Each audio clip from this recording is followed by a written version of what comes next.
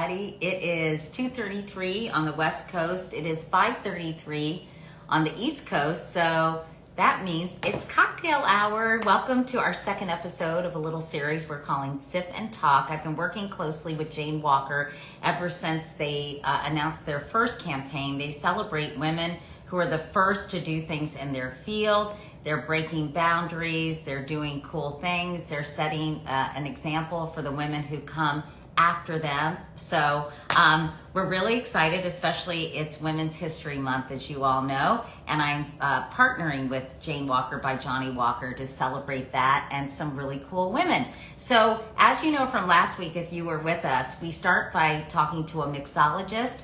But today, a real treat, we're talking to a master blender named Emma Walker, and then we'll be talking to the incredible Diane von Furstenberg, DVF as her friend. And hi, everybody. So Emma is going to join us and tell us what a master blender is. You know, more and more women are getting into mixology. Hi, Emma. Hello, how are you?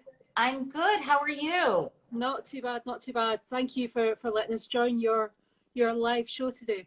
Well, I'm so excited to have you, Emma, because you're a master blender. You're in charge of coaxing blends out of more than 10 million mature casks of Scotch. So, Emma, I'm not sure what exactly that means, but tell us what, first, before we talk about what a master blender does, tell me about your background and how you because it's so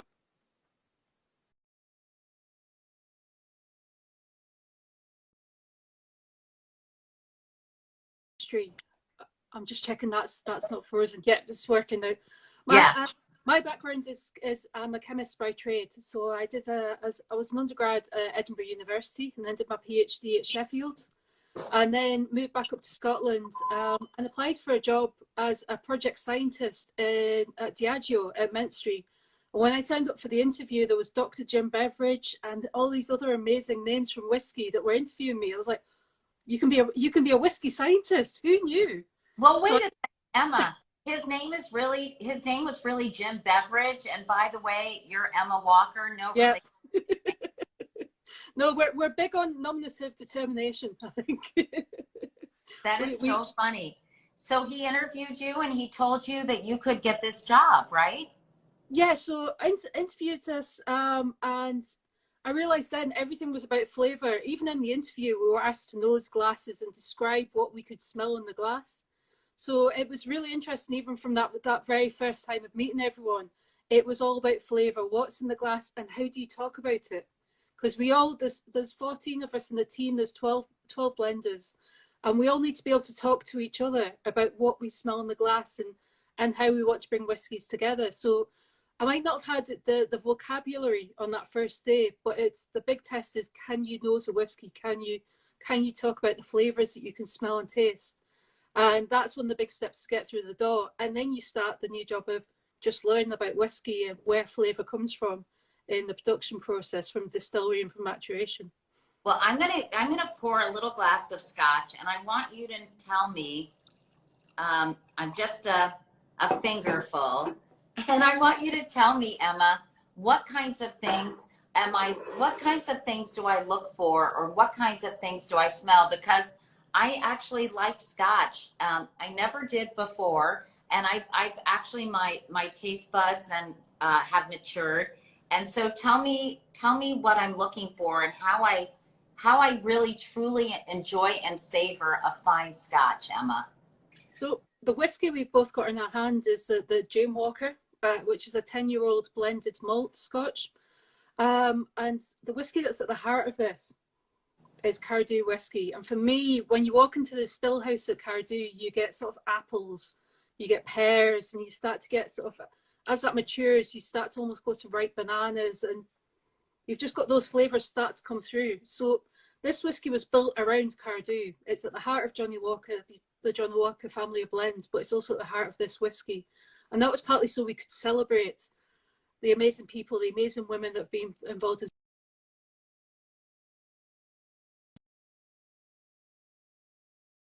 It's an amazing part of the history of Johnnie Walker. So Elizabeth Cummings, she was the person that actually sold Cardew to the Walker family in, I've just got to look at my notes because I can't remember dates, 1893. And that since then, it's always been a big part of the flavours.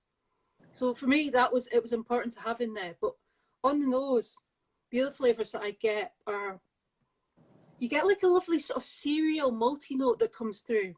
It's almost like a little bit nutty, but it's balanced perfectly with these lovely fresh fruit notes. So you're getting those vibrant green apples that just make me think of Cardew, and you're almost up in Speyside, sitting at the top of the hill, looking down towards the Spey and the sunshine. It just immediately takes me there. And what's the best way to take a sip, Emma? I mean, just give me instructions. Do you hold it in your mouth? What do you do? Tell me about how do you experience it? A good way to do it first is actually just take a sip of water, if you have some to hand, because that sort of hydrates the mouth, and then take a sip. You let it sit on your tongue a little bit, sort of move around, and then swallow.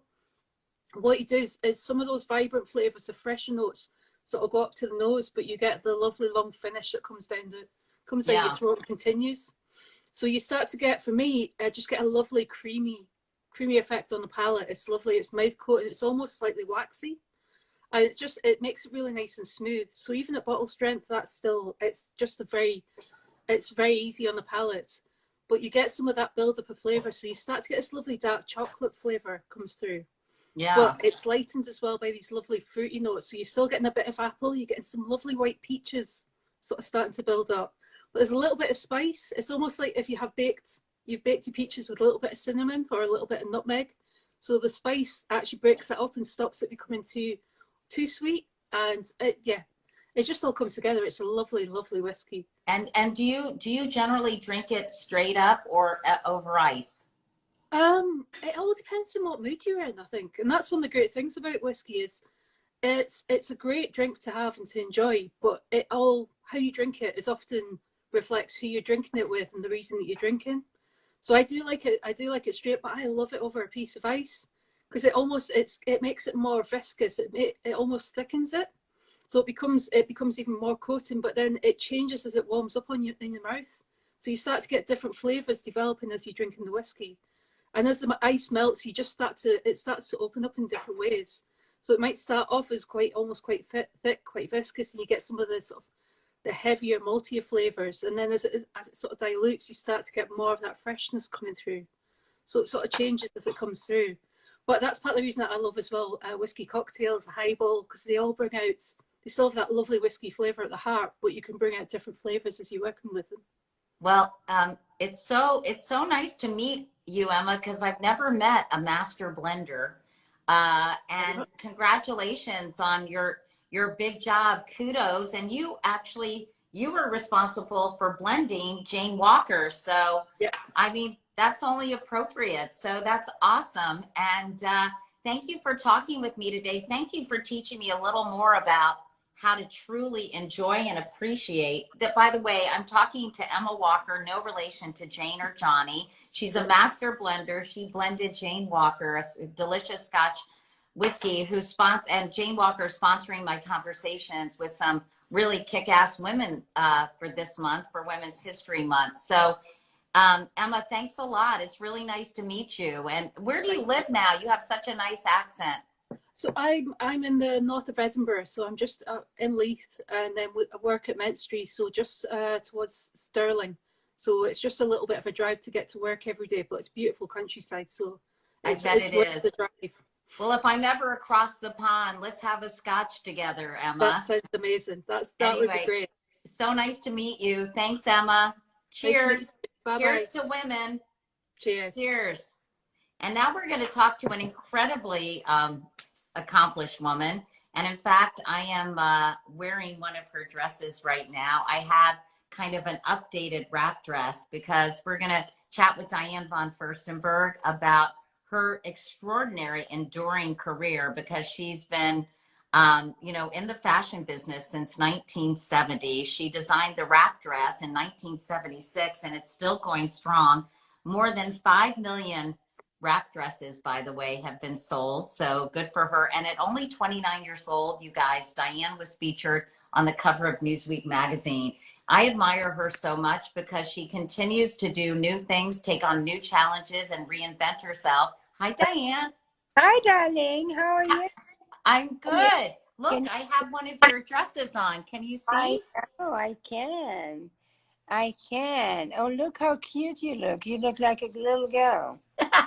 It's very comfortable and I love it. And it's so cool and Bring it. easy to wear on a lot of different body types, I have to say, right? Well, it's nice for Zoom because it has the sleeve has a nice little detail. Can you see me? I can see you. We have some comments. Can everybody see Diane? You know, I was saying, Diane, that when I'm with you and when I've seen you and Barry, Barry always says Dion. But which do you prefer, Diane or Dion?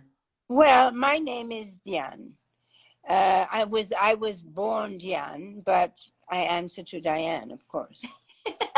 Well, then I'm going to call you Dion because I'm going to call you by your given name. So tell me, you've been very busy during quarantine. What have you been up to?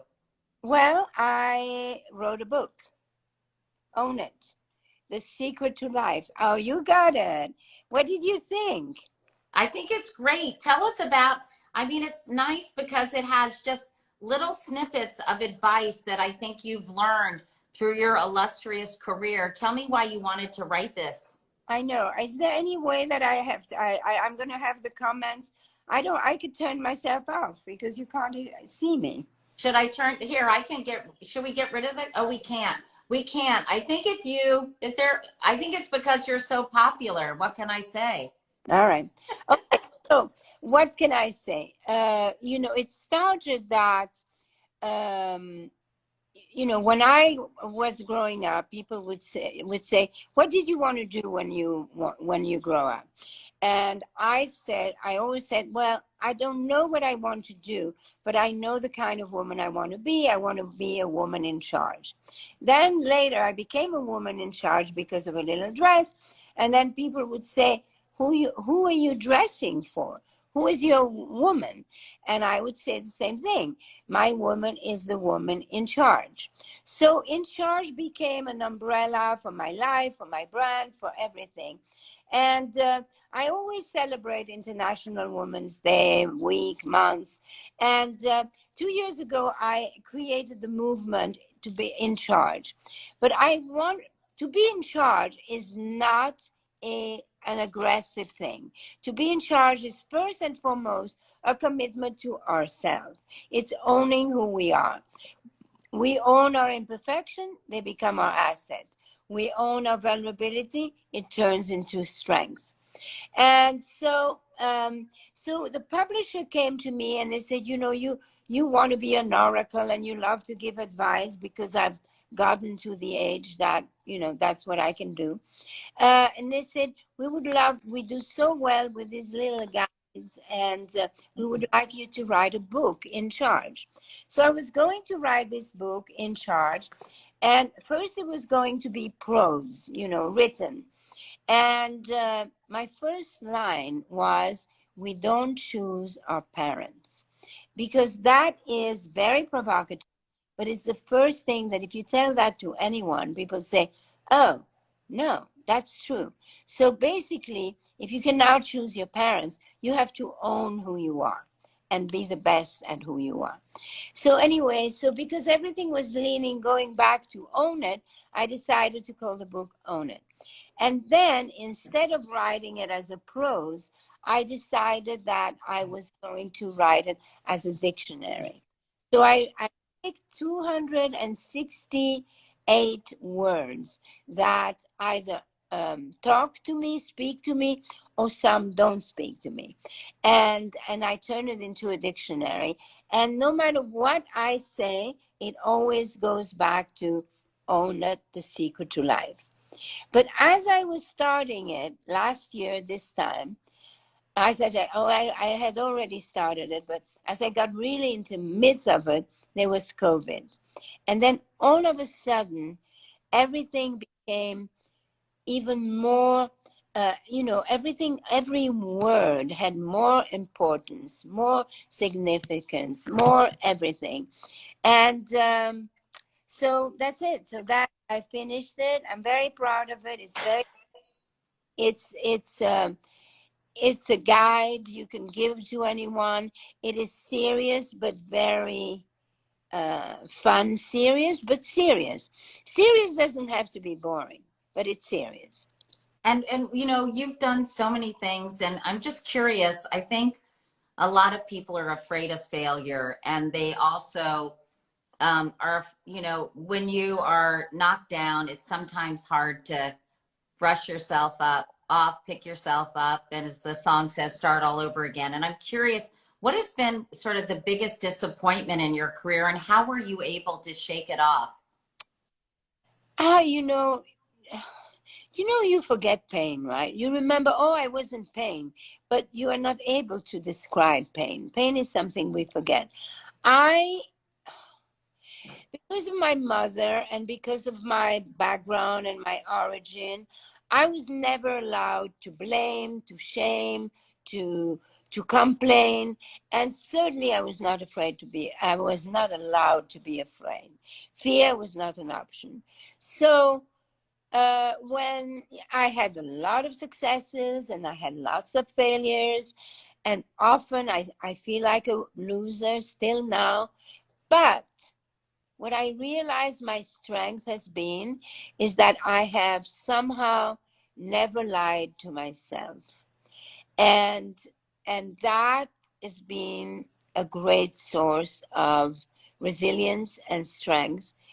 I try not to be delusional, and I try to be really honest with yourself. And life is an adventure, you know, and you can't possibly keep on going up, up, up. It doesn't exist. And also, I think it's important for people to know that sometimes they think you're up there because you're on the cover of magazine and you look like whatever. But things aren't so good inside. You know that. You've gone through all kinds of ups and downs and losses and things like that. But you have always you. You know, a very wise man said to me that you could lose the only thing that you can totally count on is your character, right? You can lose your health, your wealth, your beauty, your freedom, everything. But you never lose your character, even under torture. So all of that, relationship with yourself, your character, all of this makes the little house inside yourself that becomes your shelter, and that becomes the refuge, and it becomes where you go and get the strength. So in a year like COVID, for example, business, you can imagine what business is like, and especially that because when I had big success, and then I sold my company, and then I started again. It was all the way down, and I started again. So you cannot always go on and on, and then you hire people, they do the wrong things. So when COVID happened, I thought, you know what? This is going to be, for me, the opportunity to go back to the core, to close the stores I didn't need to have, to do these things like that. And it's hard. But I wanted to share it because it's important for everyone to know that everyone goes through difficult times. Yeah, I think you're right. And I think it's so interesting that you still at times feel like a loser. Oh my God. Today was one of those days. I mean, it's not, then I get out, I start doing things and I change, but yes. But that's because we're all like that. Don't you ever feel like a loser? Oh my God, I feel like a loser all the time. Are you kidding? Yes, all the time. Exactly. I know you did a master class. Did you have fun doing that? Someone just said that they really loved your master class. Yes, it was a big production, and so the lighting was good and so on. Yeah, I did that a few years ago, I think 3 or 4 years ago. It was good. I've never actually watched it, but maybe I know that I know what's so wonderful is you've spent so much of the later part of your career while you're still busy designing and doing what you do so well. You've spent so much time giving back to other women, celebrating women, holding them up, making sure that they succeed. And I'm just curious how much joy and satisfaction, Dion, that you've gotten from that in recent years.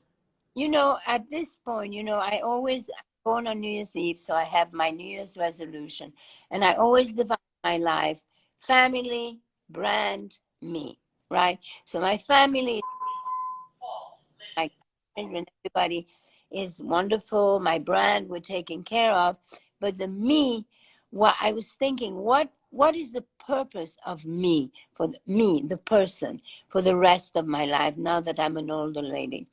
And I was thinking that what is important for me is to make an impact and to use my voice, my experience, my knowledge, my connections, and my resources in order to help as many women as possible to be the women they want to be. And there are so many extraordinary women. You have come to one of my DVF, Yes. right?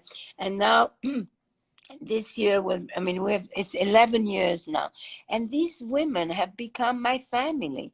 And these women do incredible work. You know, they have the courage to fight and the strength to survive and the leadership to inspire.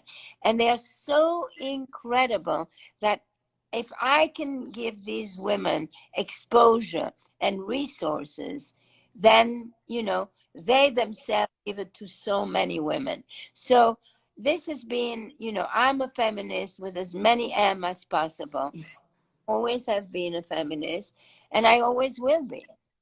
I think your whole aura is, if you feel good about yourself, and that I think that gives you confidence. And if you have confidence, then that's incredibly empowering. But And that's owning it. You know, you own your imperfection. You don't like your nose. Okay, this is my nose. I own it. Then you realize your nose is an asset because it gives your personality, you know, and it's unique to you. and it works in your face, and it's meant to be like that. And if you own it, automatically people will notice this more. I mean, this own it, I mean, in my family, they don't even want me to say those two words again, but because I say it all the time. But it applies for everything. It applies for children. It applies if you have a flood in your apartment. It applies if you have a fight with your man. It applies with everything. Just own it. Well, but before we go, I have to ask you, who are some of the women who have inspired you and opened doors for you, Dion, that really have helped you get to where you are today? Are there people that for Women's History Month you'd like to look to and thank? Oh, I would like to thank, well, I thank my mother. I mean, the women in my family, my mother, my daughter, my granddaughters have been most helpful to me. Diana Vreeland, who is no longer alive, helped me enormously. And then the women I admire, I would like to thank is, here, I'm reading right now, where is it? Where is it? I'm reading a biography of Mother Teresa. Whether it's Mother Teresa or it is Isabel Wilkinson or it is Marlene. I mean, there's so many women that I so admire and respect, and I'm happy to be a woman. Well, and I also, I think that you're so beautiful, but some people have said, you have aged so beautifully. And I think there's so much pressure for women when they get to be a certain age to do what they can to make them look so much younger. And how can we change sort of this ageism that is still so prevalent in our society? I mean, you're an example of an incredible woman doing extraordinary things and not letting age get in your way, or the perception of age. I never understood this thing with age. You know, when a child is, oh, you're 10 years old, oh, you're 12 years old, oh, you're 14 years old. And then all of a sudden, they don't talk about their age. I don't get that, because the age is the proof that you have lived. So it means, oh, I've already lived that much. So instead of saying aging, I say living. And as far as the face and as far as the wrinkles and as far as all of that, I made that decision that I rather be me, and my face being, you know, the wrinkles, all of this. I mean, I do facials, I do things like that, but I rather not erase my face. Because I wouldn't recognize myself, and if I didn't recognize myself, I think I would become insecure. So I want to be an interesting older woman. And I mean, every age is incredible, and the older you get, the better it is, because it means you have lived that long. So age for me is a blessing. Well, that's a wonderful way to end our conversation, because those are just such important words, and that's why we have to all celebrate every day and appreciate. And That's by the right. way, people, that's not. I think people should do what they need to do to feel good. But I love the idea of embracing your age, celebrating your experience, which shows in your wrinkles, and you know, and Yeah. being and being feeling good in the face that you have. So I think it's awesome. Let me just read what I wrote about age. Age is the map of life, made of memories, stored images, emotions, and experiences. Aging needs to be celebrated every moment, every day, every year. Age is the proof of having lived. Living and loving our age is owning it. I'll drink to that, Diane von Thank you. Furstenberg. I had a, thank you so much. So great to see you. Thank you. Bye. Bye. Talk to you soon. Bye. And everyone, thanks for watching. I thought that was very inspiring conversation, especially when it comes to kind of celebrating who we are at every age. And so I want to say thank you to my friends at Johnnie Walker. They've been partnering with me on these conversations where we're able to showcase cool mixologists, a master blender of Scotch. That was really interesting to me. And next week, we're going to be joined by another female mixologist, and my friend Reshma Sajani. She is the founder of Drizly Code. She's really encouraging girls to go into STEM professions, and she is very, very cool as well. Okay, everybody, see you soon. Bye.